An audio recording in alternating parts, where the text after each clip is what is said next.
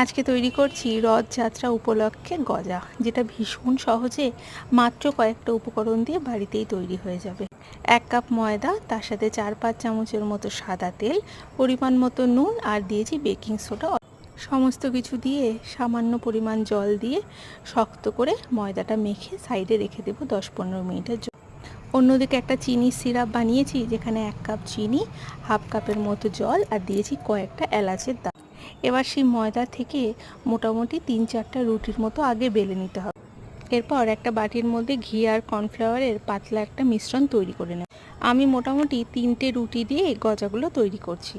প্রথমে একটা রুটি দিয়ে তার উপরে সেই মিশ্রণটা লাগিয়ে, আবারও একটা রুটি দিয়ে তার উপরে আবার সেই মিশ্রণটা লাগিয়ে, আবারও একটা রুটি দিয়ে এইরকম লম্বা শেপ করে মাঝখান থেকে কেটে সাদা তেলের মধ্যে ডিপ ফ্রাই করে তারপরে দিয়ে দিতে হবে সেই চিনি সিরাপে। খেতে কিন্তু দুর্দান্ত।